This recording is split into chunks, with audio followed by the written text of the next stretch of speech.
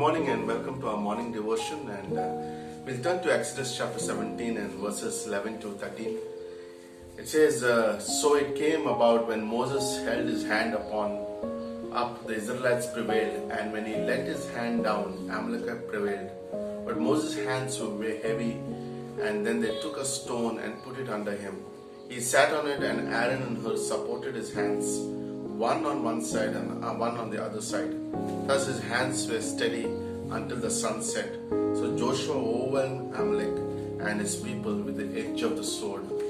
And verse 15, and Moses built an altar and named it, The Lord is my banner.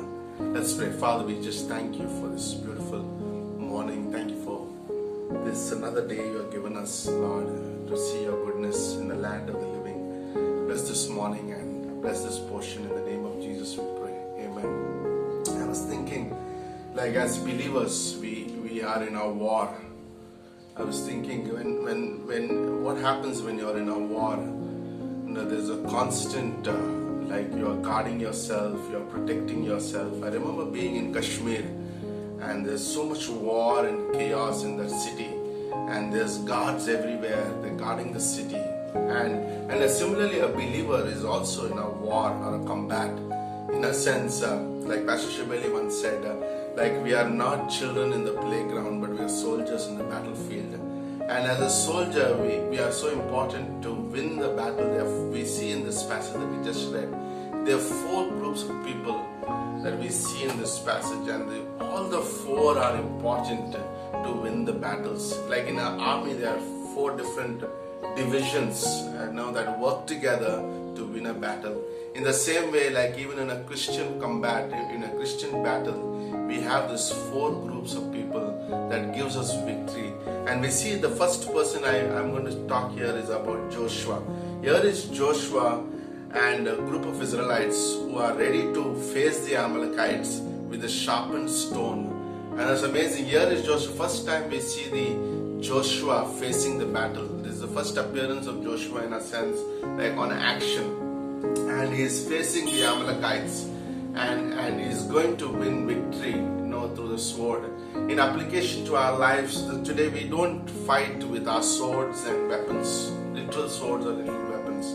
But Bible says we have the sword of the Spirit in Ephesians chapter 6:17. In fact, Paul says, for our struggle is not against the flesh and the blood, not to the rulers and but against the rulers and against the powers, against the world forces of the darkness, against the spiritual forces of wickedness in the heavenly places. That's so important. Like our battle is not against the flesh and the blood, but against the forces that come against us. And he goes on to say in verse 7, and we can only win these battles with the sword of the Spirit, which is the word of God.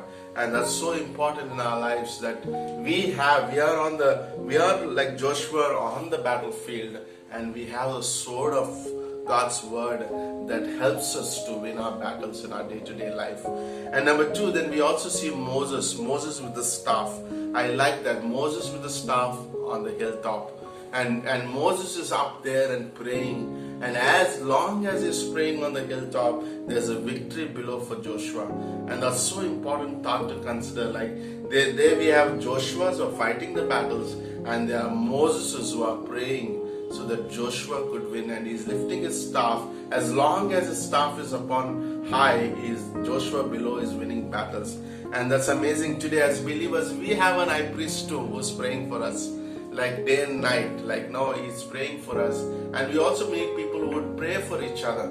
And that's so important that we need Moses who pray for each other, who's standing and in the gap and praying. And Moses pictures an amazing picture of a man or a woman who prays for the work below that Joshua is facing. And then we see the third one, that is Hur and Aaron. Now Moses knew the power of prayer, but he became weary. He knew the power of prayer, but he became tired. He became weak. So on a rock, Aaron and Hur set Moses on a rock, which made him low enough for them to be able to keep his hands raised.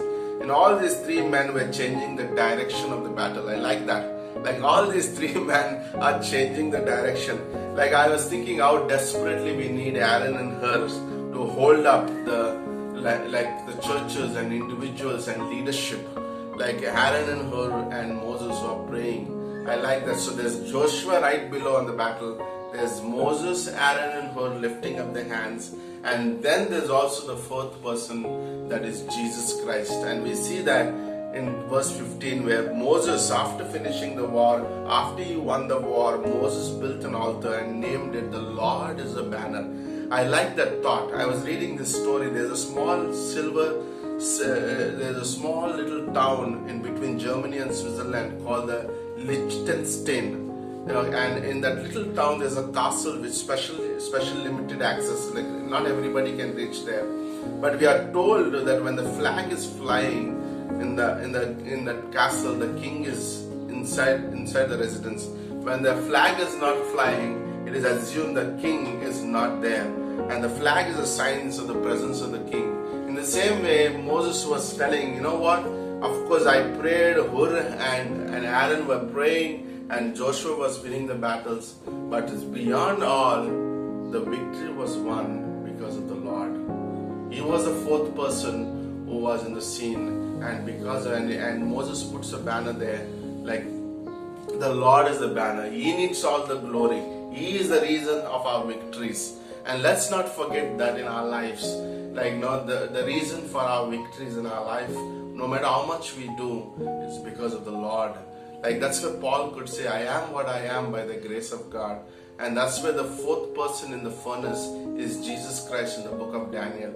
Like they stood for the Lord, but the fourth person was Jesus, who brought them out of the fire.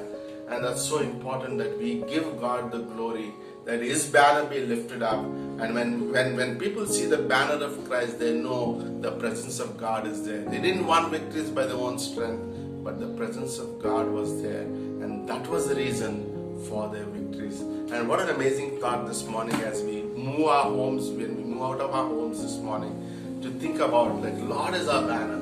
Like I go with the banner of the Lord into my day-to-day lives, into my homes, into my offices, into every situation of my life, and say, God, you are my banner. No, and your flag is flying high, and your presence is with me.